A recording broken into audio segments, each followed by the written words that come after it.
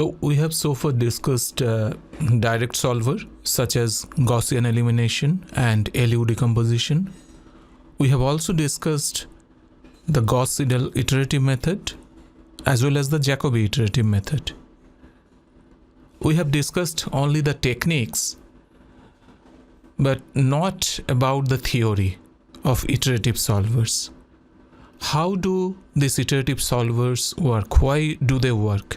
And in this lecture as well as in next few lectures, we will simply talk about this theoretical background. It will not add anything to the technical aspect that we have learned, but we will see that why these methods are actually working. The fundamental idea behind iterative solver is that whenever we are trying to solve an AU equal to B system, in iterative method, our goal is to break the matrix A as a sum of two matrices E and F in a way that E matrix is slightly easier to handle, and we recurse this equation as EU equals minus FU plus B. And since E matrix is slightly easier to handle, that is how we have chosen, then U is minus E inverse FU plus E inverse B.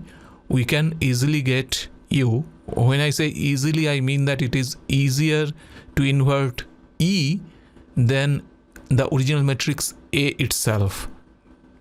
And as you know, we don't directly get the inverse of a matrix. We actually find this inverse FU or similar inverses. We don't get it exactly. Okay, and thus we can have this U equals MU plus C. Here M is the E inverse F and C is the E inverse B, and therefore we have now an algorithm that is U at kth iteration equals MU k minus 1th iteration plus C. Here C is this E inverse B and M is this E inverse F. Once we have this algorithm set up, we can keep on working on it as long as it is needed to converge U.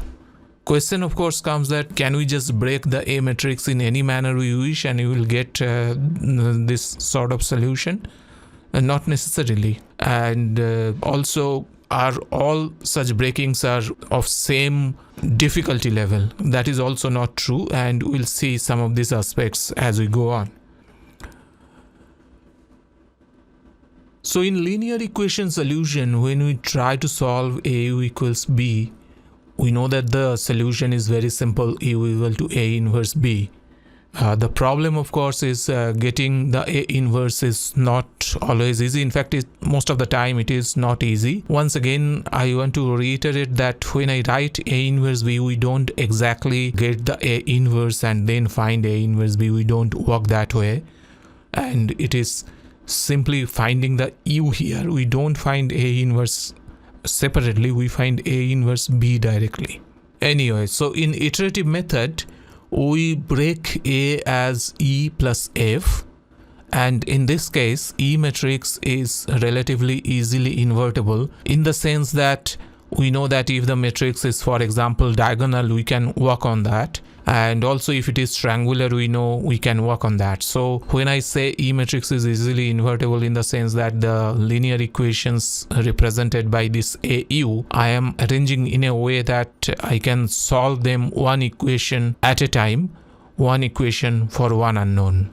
So when I have AU equals B and A I have broken in at E plus F, I can write EU plus FU equals B, and thus EU equals minus FU plus B, and then finally U equals minus E inverse F plus E inverse B, and this gives us U equals MU plus C.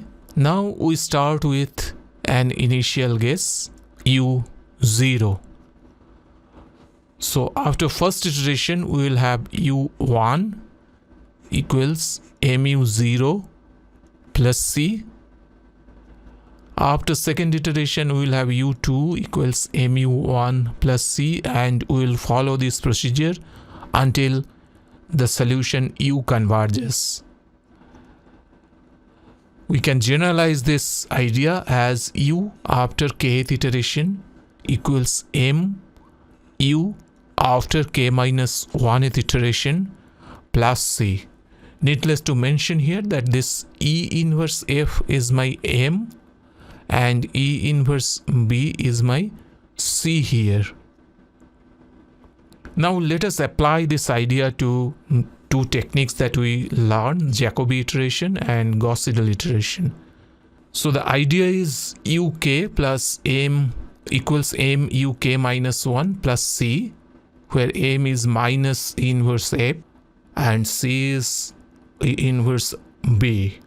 In Jacobi iteration, we break E equals D, that is the diagonal matrix. We only keep the diagonal terms of matrix A, such that the F will be equals A minus D, that will have zeros at the diagonal. So from the original A matrix, we only keep the diagonal terms, that is my E, and remaining part is F. Now since D is the diagonal matrix or E is my diagonal matrix, it's much easier to work with diagonal matrix, and because we want to invert E and inversion of diagonal matrix is much easier. So D, if this is the diagonal matrix AII, then D inverse will be simply 1 upon AII. Of course, if we have a 0 in the original diagonal matrix, then we have all sorts of problems here. These techniques, you know that they don't work if we have zeros, and we have to replace that row in the matrix by another row. So here this is my D inverse as diagonal matrix. It is still diagonal matrix 1 by AII. Once I have this, I know that M I can calculate as minus D inverse A minus D, and that gives us this D inverse A here, and minus D inverse into minus D, that gives me this I matrix. C is of course D inverse B. So you can now say that we are ready to apply this iterative formulation UK equals mu k minus 1 plus C.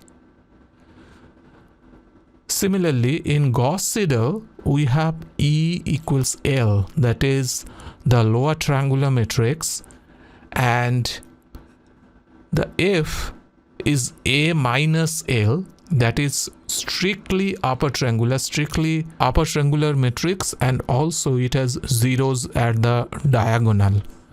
So this is strictly upper triangular, means zeros at diagonal. Once we have this, we can see that here finding the E inverse is not as easy as Jacobi, because in Jacobi we were taking a diagonal matrix, but here we know that we don't have to find the inverse. Only thing that we have to find is E inverse F, and since this is a lower triangular matrix, we have learned from our Gaussian elimination that we can actually work with lower triangular or upper triangular matrix quite easily. So my M matrix here is minus L inverse A minus L, that is I minus L inverse A, and C is L inverse B.